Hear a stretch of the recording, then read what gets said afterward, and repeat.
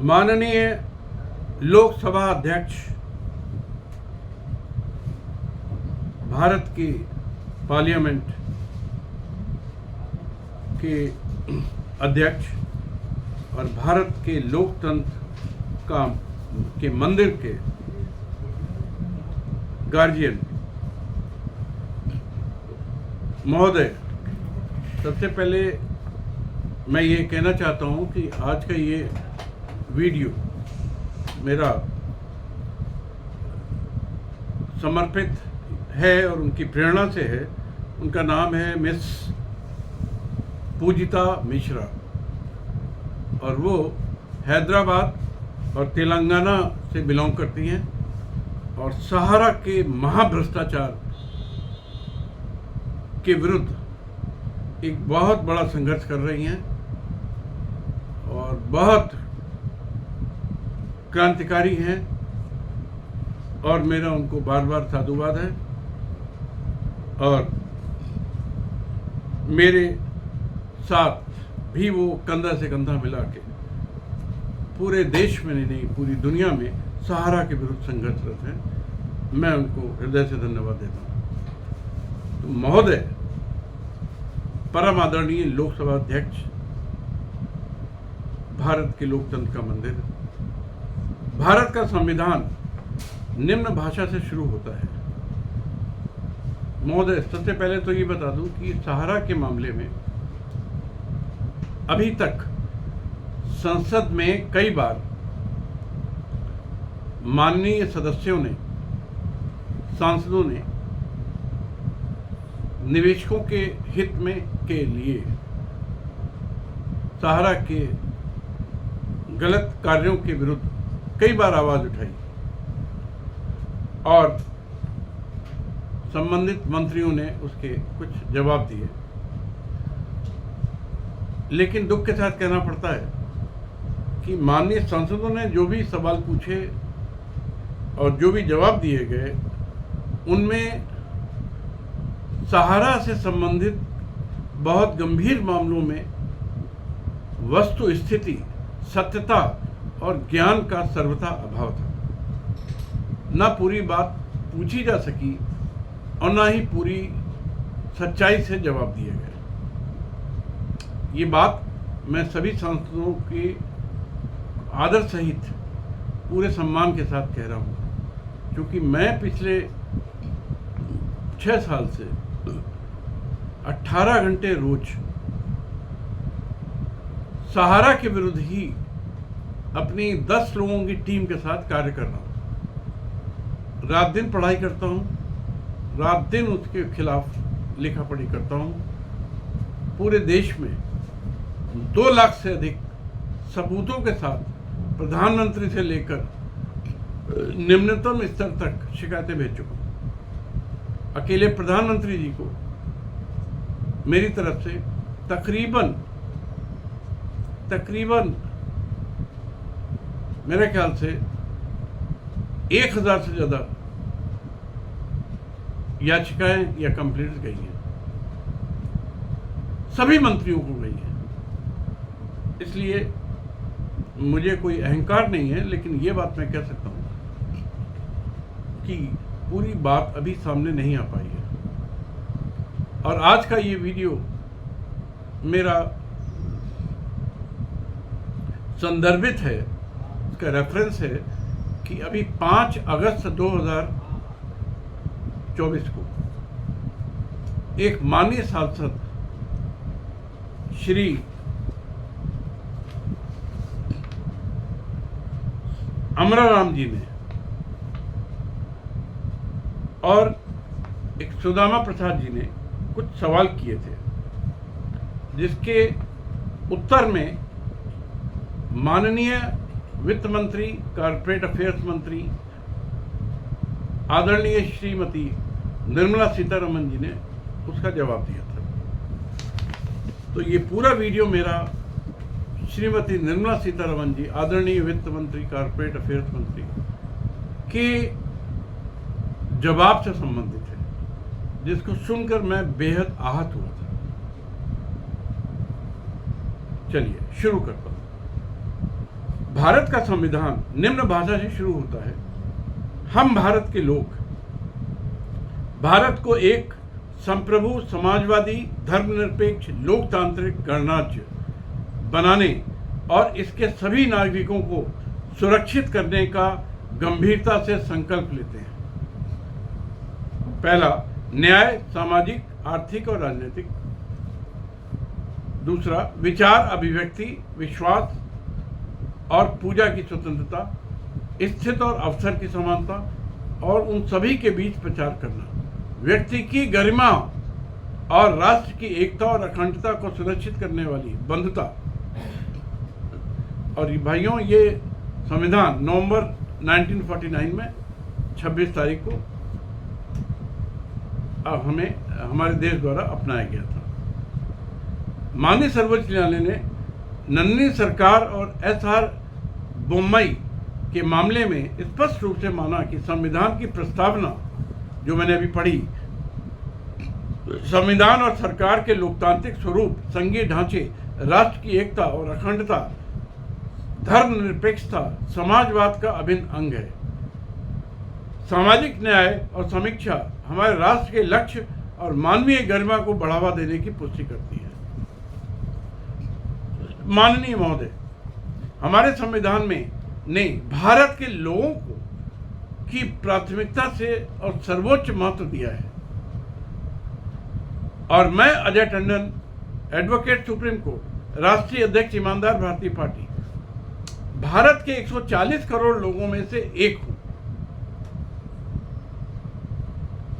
जो मानवता के लिए उन 140 का प्रतिनिधित्व कर रहा हूं।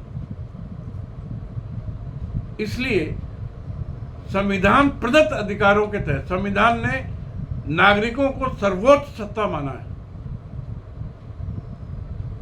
इसलिए उस नाते मैं भारत का एक नागरिक होने के नाते अपने अधिकारों का उपयोग करते हुए और 140 करोड़ नागरिकों को रिप्रेजेंट करते हुए, प्रतिनिधित्व करते हुए और विशेषकर सहारा के 35 करोड़ निवेशकों का प्रतिनिधित्व करते हुए, अगर आप 4 व्यक्ति एक परिवार में मानते हैं तो जान लीजिए कि ये 35 करोड़ का मतलब 140 करोड़ यानी पूरा भारत का मैं प्रतिनिधित्व इस समय कर रहा हूं और संविधान प्रदत्त अधिकारों का उपयोग कर रहा हूं।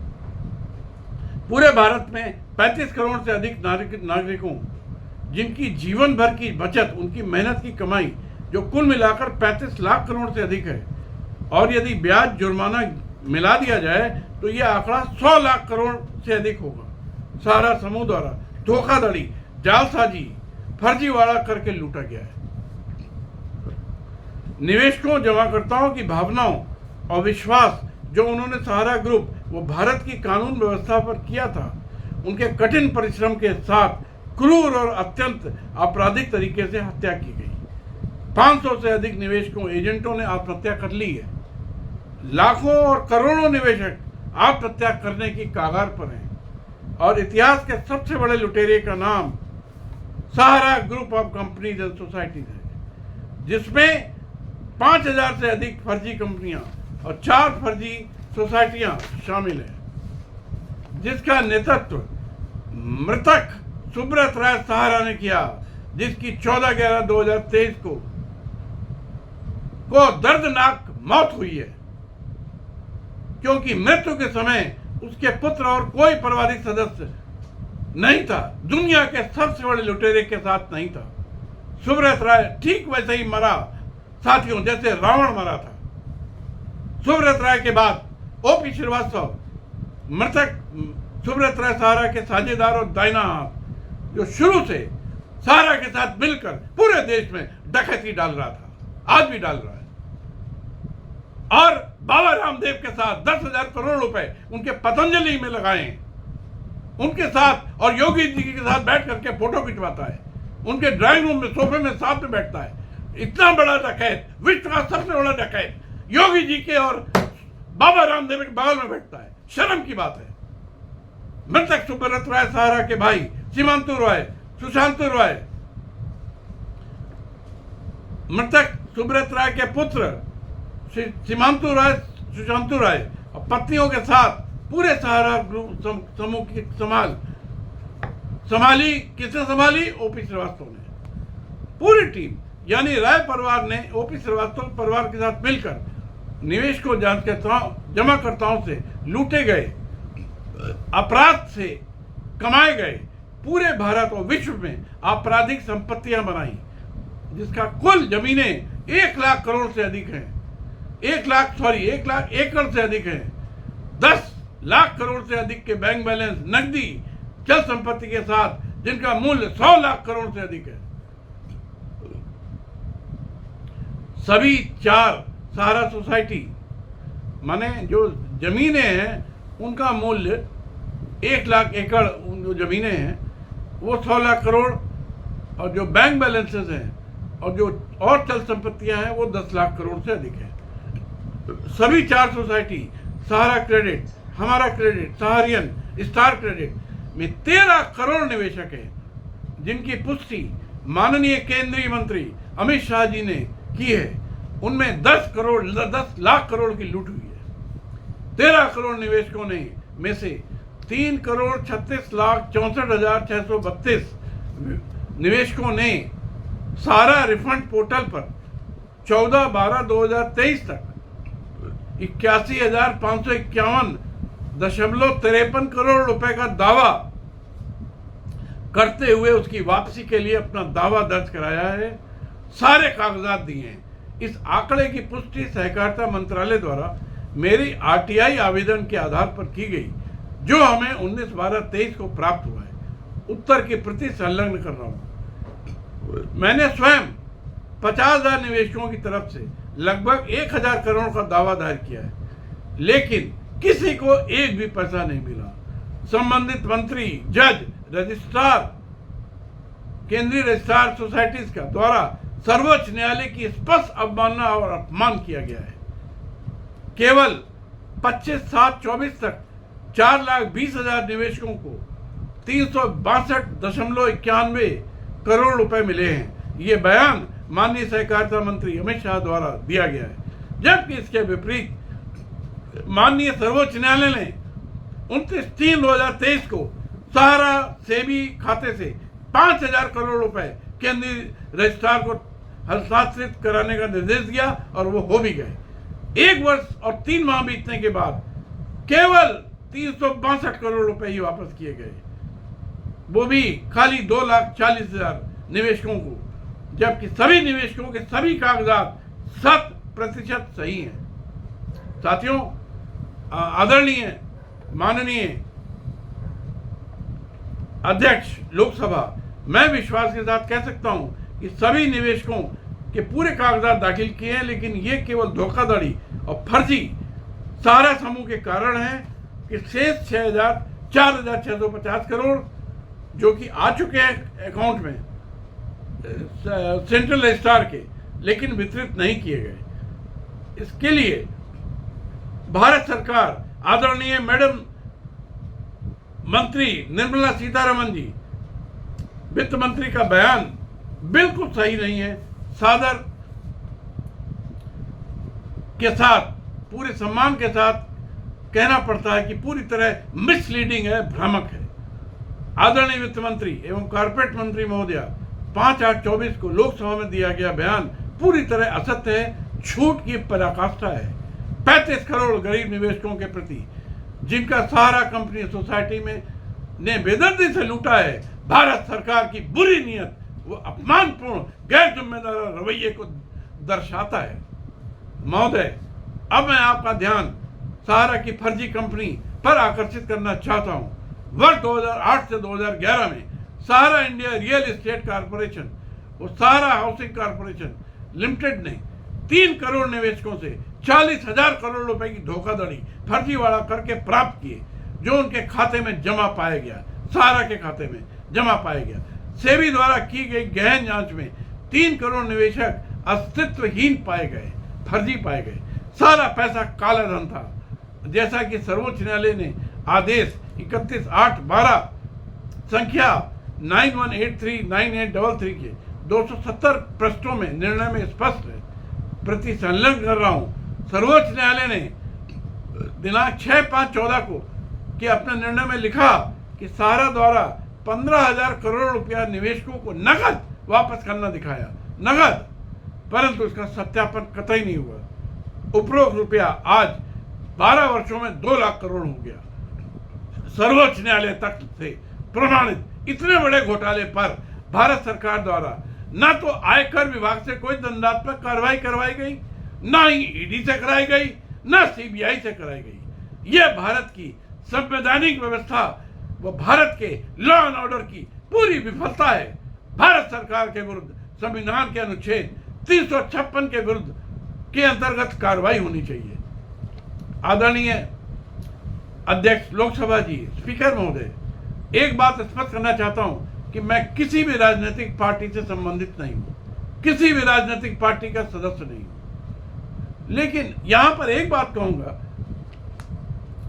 कि इतने बड़े घोटाला जो 35 लाख करोड़ का घोटाला है टोटल, अगर देखा जाएगा तो इससे ज्यादा निकलेगा, 35 करोड़ लोगों से। उसमें भारत सरकार ने ना ईडी, ना इनकम टैक्स, ना सीबीआई को पूरी तरह से इन्वॉल्व करके और इसका उजागर कराया। लेकिन एक अरविंद केजरीवाल के मामले, मैं नहीं कहता वो सच्चा है, एक नंबर का झूठा आदमी है, बिल्कुल फ्रॉड है, मान लिया, लेकिन उसका कहा गया 100 करोड़ का मामला है। मैं कहता हूं 500 करोड़ का भी हो, 1000 करोड़ का भी हो, उसके सामने तो ये 1000 गुना बड़ा घोटाला है। तो क्या खाली भारत सरकार अपने राजनीतिक दुश्मनों को ही रगड़ने के चक्कर में रहती है और इसके अलावा कोई काम करना नहीं जानती है? शर्म आनी चाहिए। महोदय, सेबी की जांच में फंसने पर सहारा द्वारा उपरोक्त 40,000 करोड़ रुपए 4 सोसाइटीज में अवैध रूप से हस्तांतरित किया गया। इस पर भी ईडी, सीबीआई, इनकम टैक्स जांच होनी चाहिए थी। भारत सरकार द्वारा अपने संवैधानिक कर्तव्यों का निर्वहन नहीं किया गया। विश्व के सबसे बड़े भ्रष्टाचारी समूह की असंवैधानिक तरीके से मदद की जा रही है, खासकर पिछले 10 वर्षों से। माननीय वित्त और कॉर्पोरेट कार्य मंत्री श्रीमती निर्मला सीतारमण जी क्या बताएंगी कि सर्वोच्च न्यायालय द्वारा दिए गए आदेश दिनांक 31/8/12 संख्या 9183/9833 जो कि सहारा कंपनी के विरुद्ध था, दिए गए 10 निर्देशों में एक भी निर्देश का अनुपालन क्यों नहीं किया गया? और आप कहती हैं कि आप सर्वोच्च न्यायालय के निर्देश के अनुसार कार्य कर रही हैं। सर्वोच्च न्यायालय के निर्देश उपरोक्त आदेश के पृष्ठ संख्या 266 से 269 पर लिखे हैं, जो निम्न प्रकार हैं। पहला, दोनों कंपनी SIR, ECL, HSICL, इसका मतलब है सहारा इंडिया रियल एस्टेट कॉर्पोरेशन और सहारा हाउसिंग इन्वेस्टमेंट कॉर्पोरेशन, दिनांक 13/3/2008 और 16/10/2009 को प्राप्त 40,000 करोड़ रुपए 15% ब्याज के साथ 3 माह में वापस करें। यह पहला निर्देश था।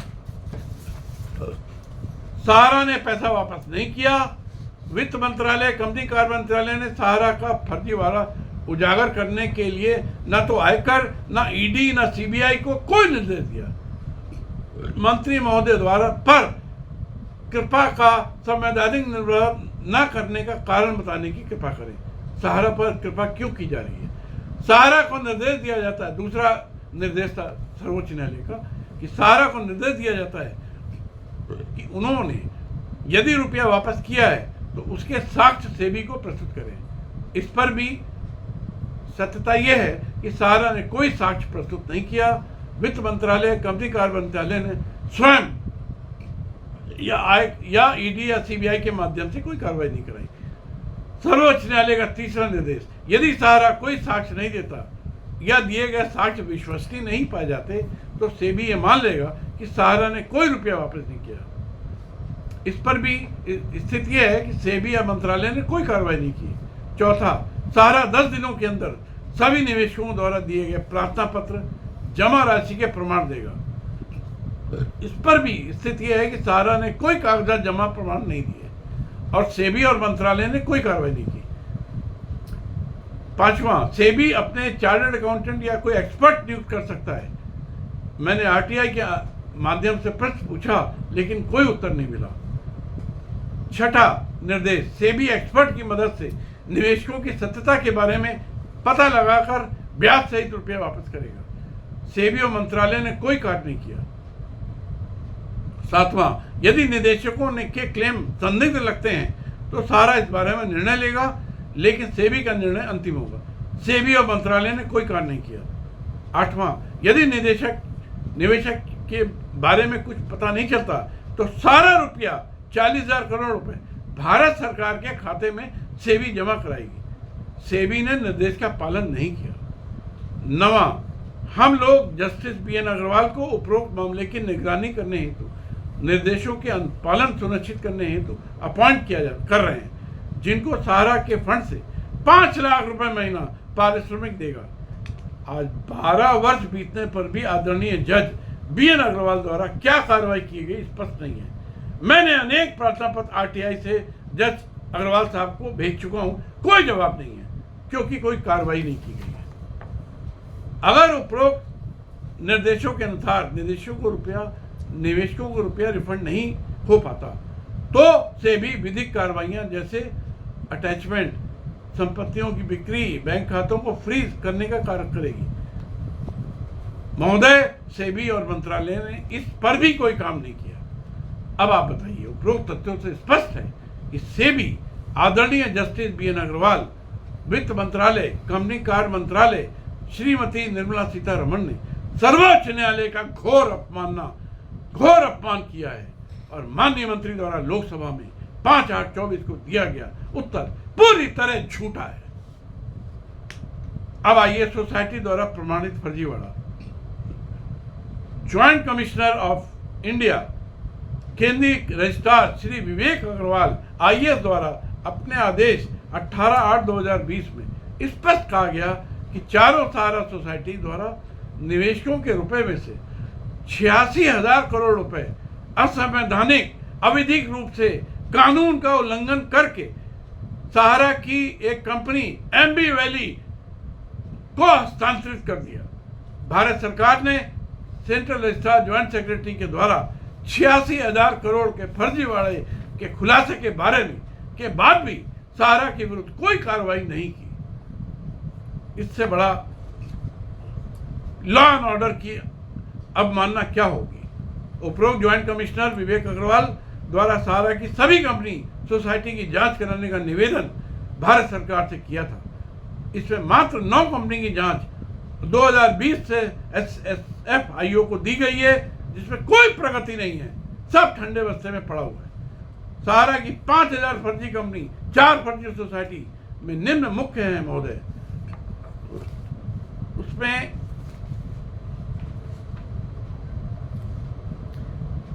सहारा India real estate corporation, Sahara Q shop unique product range, Sahara credit cooperative, Sahara housing investment, Sahara India commercial, Sahara India financial corporation, Sahara hospitality limited, Sahara housing फिना, Sahara India institute corporation, Sahara India medical institute, MB Valley UK limited, Sahara US corporation USA, Sahara Hampshire USA, Sahara dream LLC USA,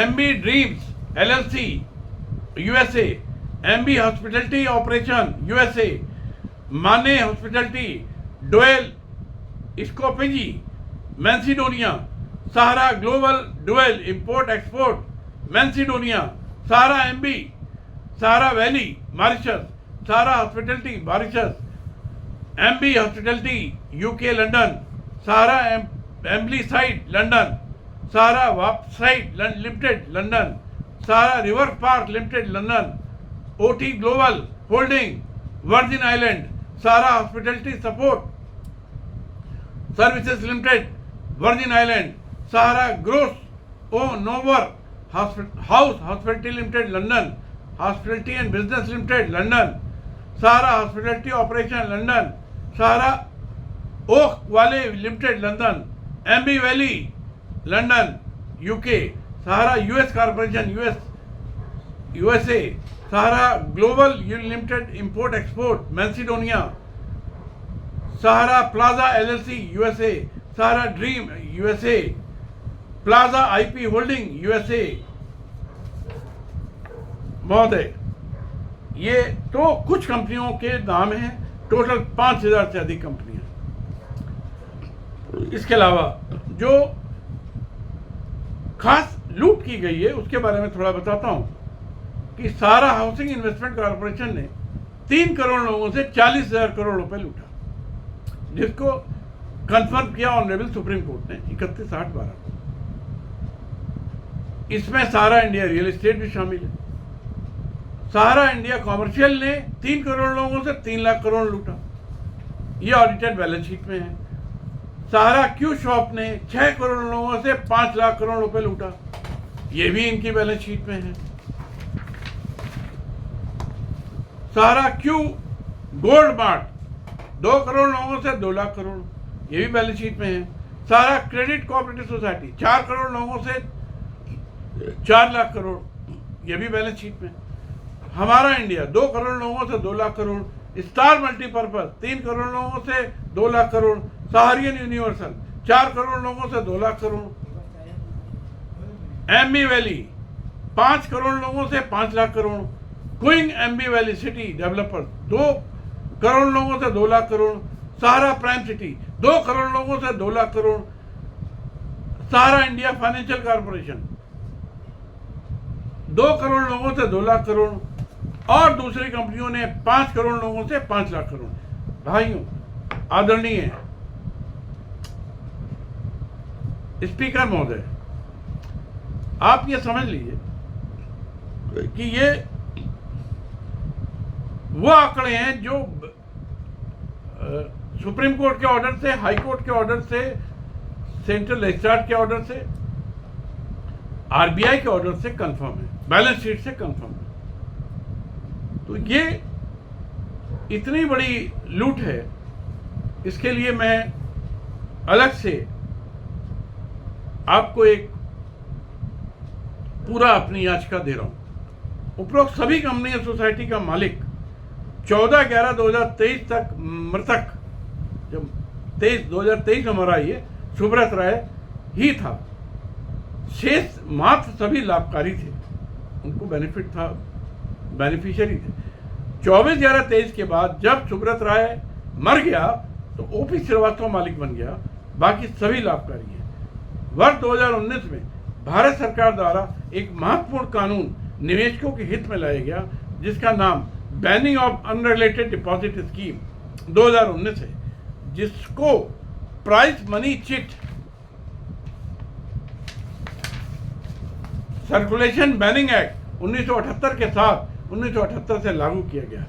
परंतु भारत सरकार द्वारा, वो राज्य सरकार द्वारा उपरोक्त कानून का अनुपालन कतई नहीं किया गया। इस संबंध में वित्त मंत्रालय, भारत सरकार ने बट्स अधिनियम की धारा 9(1)(2), 10(2), 11(1)(2)(3) के अंतर्गत निम्न प्रावधानों को क्रियान्वित नहीं किया। भारत सरकार द्वारा संवैधानिक कर्तव्यों का निर्वहन करने में पूरी तरह से भारत सरकार विफल रही है। क्या कानून था? धारा 9 कहता है, केंद्र सरकार भारत में कार्यरत जमाकर्ताओं की जानकारी का ऑनलाइन डेटाबेस बनाए रखने, संचालित करने के लिए, चाहे वह विद्यमान हो या गठित होने वाला हो, किसी प्राधिकरण को नामित कर सकती है। आज तक कोई प्राधिकरण नामित नहीं हुआ और ना ही कोई डेटाबेस बना, 5 साल से अधिक हो गए। दूसरा कहते हैं, नामित प्राधिकरण किसी विनियामक या सक्षम प्राधिकरण को जमाकर्ताओं के बारे में ऐसी जानकारी साझा करने के लिए कह सकता है जो कि निर्धारित किया जा सकता है। आज तक नहीं किया गया। धारा 10, प्रत्येक जमाकर्ता जो इस अधिनियम के प्रारंभ होने इसके पश्चात अपना व्यवसाय प्रारंभ चलाता है, अपने व्यवसाय के संबंध में प्रारूप और तरीके से निर्धारित समय के भीतर जानकारी देगा। कोई नहीं जानकारी दे रहा है। सक्षम प्राधिकारी यदि उसके पास विश्वास करने के कारण है कि जमा धनराशि किसी विनियमन रहित जमा योजना के अनुसरण में मांगी स्वीकार की जा रही है, किसी जमाकर्ता को ऐसे जमाकर्ता से संबंधित ऐसे कथन विवरण प्रस्तुत करने का निर्देश दे सकता है। आज तक किसी प्राधिकारी ने नहीं दिया। दूसरी बात,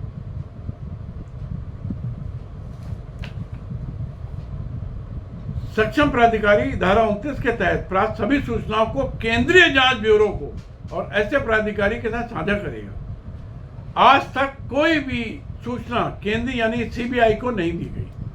उपयुक्त सरकार द्वारा कोई नियामक, आयकर प्राधिकरण, कोई अन्य जांच एजेंसी जिसके पास इस अधिनियम के अंतर्गत पुलिस या केंद्रीय जांच ब्यूरो द्वारा किए गए किसी अपराध के संबंध में जानकारी है, सभी जानकारी दस्तावेजों की पुलिस या केंद्रीय जांच ब्यूरो से आज तक ये काम कुछ नहीं किया गया। इस प्रकार banning of unregulated deposit scheme में जो जो जिम्मेदारी केंद्र सरकार की, वित्त मंत्रालय की, राज्य सरकारों की थी, उसका 1% भी अनुपालन नहीं किया गया। फरवरी 2019 में ये आया है, 20, 21, 22, 23, 24 माने 5 साल से अधिक हो गए, कुछ भी कार्य नहीं हुआ। इसी के लिए 14 सदस्यों की एक कमेटी बनाई गई थी और वो सदस्य राज्यसभा मेंबर थे, एमपी थे। उन्होंने 24/3/2021 को एक रिपोर्ट दी है, रिपोर्ट नंबर 6, वो लोकसभा के पटल पर रखी गई, जिसमें उन्होंने बेहद नाराजगी जाहिर की है कि इस मामले में केंद्र सरकार, राज्य सरकार पूरी तरह से फेल है। सारा फर्जी कंपनी, फर्जी सोसाइटीज के में रुपए 500 करोड़ से लेकर 40,000 करोड़ तक की अनेक फर्जी वित्तीय लेन देन दिखाए गए बैलेंस शीटों में, जो पूरी तरह फर्जी है।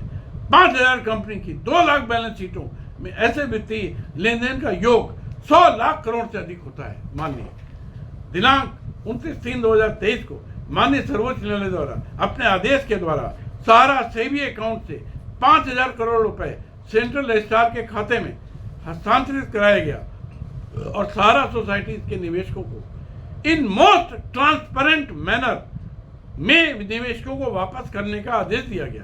परंतु सेंट्रल रजिस्ट्रार, माननीय जज, माननीय मंत्री श्रीमती निर्मला सीतारमन, श्री अमित शाह जी द्वारा सर्वोच्च न्यायालय का स्पष्ट अपमान और अवमानना की गई है। दिनांक 29/3/23 को माननीय सर्वोच्च न्यायालय ने वास्तविक निवेशकों के वैध बकाये की वापसी को सबसे पारदर्शी तरीके से वितरित करने के लिए सेबी से सेंट्रल रजिस्ट्रार को 5,000 करोड़ रुपए हस्तांतरित करने का आदेश दिया। मैं पूरे सम्मान के साथ कहता हूं कि भारत सरकार ने पारदर्शी तरीके से काम नहीं किया। इसी तरह मार्च 22 और मई 22 में दिल्ली उच्च न्यायालय ने सोसाइटी निवेशकों की कुल राशि वितरित करने के आदेश, वापस करने के आदेश कराने के आदेश भारत सरकार को दिए थे, लेकिन भारत सरकार ने न्यायालय के आदेश का अनुपालन करने में अपने संवैधानिक कर्तव्यों का निर्वहन नहीं किया। इसलिए माननीय वित्त मंत्री श्रीमती निर्मला सीतारमन जी को ये कहने का कोई नैतिक अधिकार नहीं है कि भारत सरकार न्यायालय के आदेशों का अनुपालन कर रही है। अब मैं उनका ही कथन पढ़ देता हूं जो उन्होंने 5/8/2024 को लोकसभा में कहा। उन्होंने कहा, अमरा राम द्वारा उन्होंने कहा, इस बार वित्त मंत्री निर्मला सीतारमन जी बोली, कोर्ट में जाकर पूछिए। वित्त मंत्री बोली, सुप्रीम कोर्ट हमें सुपरवाइज कर रहा है। क्या कर रहा है? और आप कितना उसका सम्मान कर रही हैं? हमारे ऊपर हाथ उठाने का कोई फायदा नहीं है। सरकार निर्णय नहीं कर सकती। कोई सदस्य बाहर जाकर ये ना बोले कि सरकार पैसे नहीं दे रही है। सरकार हाथ जोड़कर बुला रही है, लोग कागजात के साथ आए, हम पैसा देने के लिए तैयार हैं। इसके अलावा केंद्रीय मंत्री निर्मला सीतारमन ने बताया कि serious fraud investigation office refund मामले की जांच कर रहा है। माननीय मंत्री जी, पहली बात तो ये कि आपने सर्वोच्च न्यायालय के एक भी दिशा निर्देश का अनुपालन नहीं किया। दूसरी बात, सरकार पैसे देने की नियत नहीं रखती है, सहारा के साथ मिली हुई है। तीसरी बात, आपके कथन का एक एक शब्द झूठा है, झूठ की पराकाष्ठा है। माननीय अध्यक्ष लोकसभा, मैं आपके माध्यम से श्रीमती निर्मला सीतारमन जी को और भारत सरकार को कहना चाहता हूं कि आपका कृत्य पिछले 10 वर्षों से सारा जैसे विश्व के सबसे बड़े अपराधी, सबसे बड़े आर्थिक आतंकवादी, सबसे बड़े देशद्रोही, 140 करोड़ को लूटने वाले सारा समूह के साथ आपकी सरकार की पूरी पूरी सहानुभूति है, पूरा सहयोग है, उसको पूरी मदद कर रहे हैं। मदद क्यों कर रहे हैं यह भी पूरी दुनिया जानती है। इसलिए कृपया कृपया कृपया कानून का पालन करिए, संविधान का पालन करिए, संविधान और कानून की हत्या मत करिए। ये मेरा हाथ जोड़कर आपसे, आपके माध्यम से लोकसभा अध्यक्ष जी, सरकार से निवेदन है। 140 करोड़ भारतीयों, 35 करोड़ निवेशकों के जान माल की रक्षा करिए। 500 करोड़ लोग सुसाइड कर चुके हैं, लाखों करोड़ों कर सकते हैं, उनको मरने के लिए मजबूर मत करिए और कुछ ठोस कदम उठाइए। धन्यवाद। जय हिंद, जय भारत।